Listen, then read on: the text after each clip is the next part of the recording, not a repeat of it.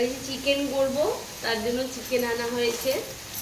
এই যে এখন আমি এগুলোকে পরিষ্কার করে ধুয়ে নেব। এইটা হচ্ছে গিয়ে আমাদের জন্য, আর এইটা হচ্ছে গিয়ে আমার গোল্ডির জন্য। গোল্ডিরটা ছোটো ছোটো করে কুচিয়ে আনতে হয়, নাহলে আমার ভাত দেওয়ার সময় খুব অসুবিধে হয়ে যায়।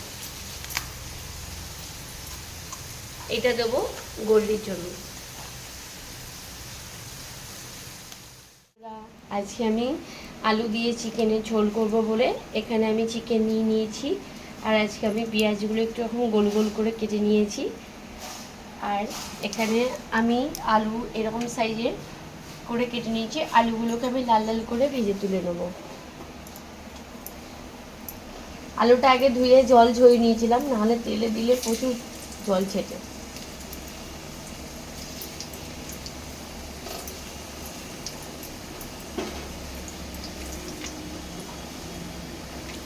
আজকে আমাদের এখানে কালকের থেকে এখানে প্রচুর বৃষ্টি, মানে বাইরে হাঁটু অবধি বাড়ির পেছনে আশেপাশে জল জমে আছে।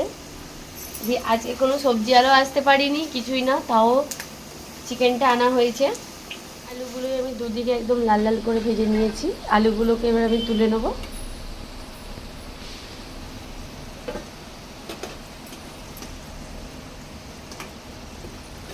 চিকেনের যদি পাতলা করে ঝোল হয়, যদি আলু না থাকে তাহলে কিন্তু ভালো লাগে না, আর তাও যদি আমার ভাত দিয়ে খাওয়ার জন্য হয়।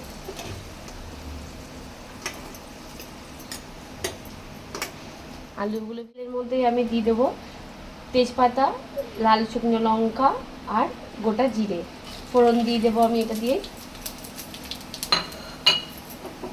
ফোড়নটা হালকা ভাজা হয়ে গেলে আমি এর মধ্যে দিয়ে দেবো পেঁয়াজ, যেটা আমি গোল গোল করে কেটে রেখেছি।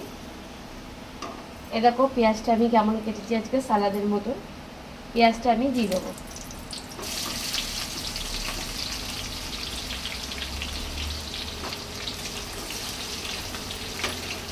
পেঁয়াজটা যখন আমি ভাজবো তখন আমি কিন্তু পেঁয়াজটার মধ্যে নুন দিয়ে দেবো, তাহলে তাড়াতাড়ি করে পেঁয়াজটা গলে যাবে।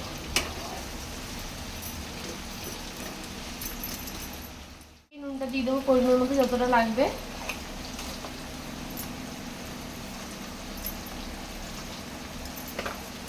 এবার এটা আমি ভালো করে একটু নাড়াচাড়া দিয়ে এটা আমি একটু ঢেকে দেবো, তাহলে তাড়াতাড়ি করে কিন্তু এটা গলেও যাবে।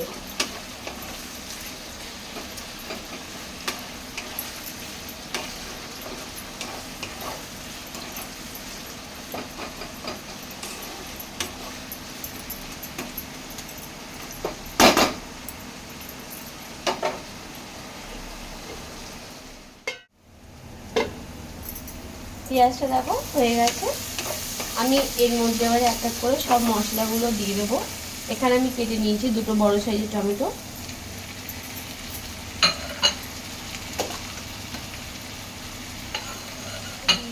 আমি এবার এখানে দিয়ে দেবো রসুন বাটা বড় 1 চামচ, দিয়ে দেবো আদা বাটা 1 চামচ বড়। নুন আমি আগেই দিয়ে দিয়েছি। এবার দিয়ে দেবো এটার মধ্যে হলুদ গুঁড়ো পরিমাণ মতো, জিরের গুঁড়ো দেবো 1.5 চামচ। জিরের গুঁড়ো ধনের গুঁড়ো আমার বাড়িতে তৈরি করা, ধনের গুঁড়ো 1.5 চামচ। আর এখানে দিয়ে দেবো লঙ্কার গুঁড়ো অল্প একটু দিয়ে ভালো করে নাড়াচাড়া দিয়ে একটু হালকা করে নাড়িয়ে আমি চিকেনটা দিয়ে দেবো। তাহলে আমি একসাথে দুটো কষিয়ে নেবো, চিকেনটাও কষানো হয়ে যাবে, মশলাটাও কষানো হয়ে যাবে।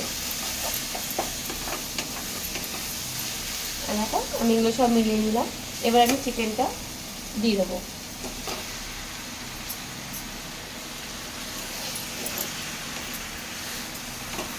আমি এটাকে পুরো সব কিছু মিলিয়ে দিয়ে আমি এটা ঢেকে দেবো। আমি ঢেকে আস্তে আস্তে করে এটাকে কষাবো।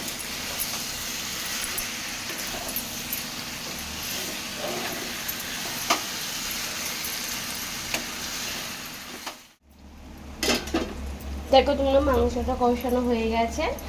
এবার আমি জল দিয়ে দেবো। তার আগে আমি 3-4 পিস কষানো তুলে নেবো।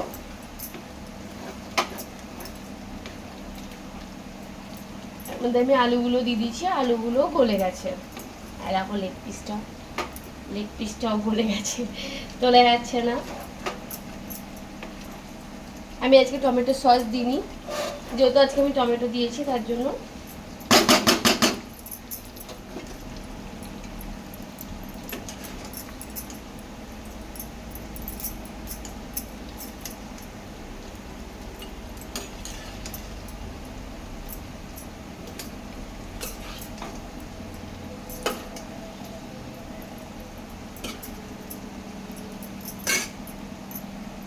চিকেনটা আমার রেডি। এবার আমি এটা ঝোল করার জন্য এটাতে আমি এবার জল দিই। চিকেনটা আমার রেডি হয়ে গেছে। আজকে আমি করেছিলাম আলু দিয়ে চিকেন, যেহেতু আজকে বাড়িতে এটা ভাত দিয়ে খাওয়া হবে বলে এটা আমার রেডি হয়ে গেল। আমি এতে শুধু একটু গরম মশলা দিয়ে নামিয়ে নেবো।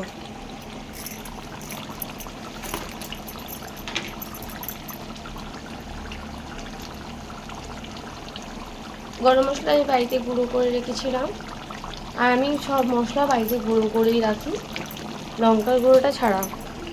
আর বাদবাকি জিরে গুঁড়ো, ধনে গুঁড়ো, চালের গুঁড়ো আমি এগুলো সব নিজেই করে নিই। আজকে আমার চিকেনটা কেমন লাগলো প্লিজ তোমরা কমেন্ট করো আমাকে। Thank you.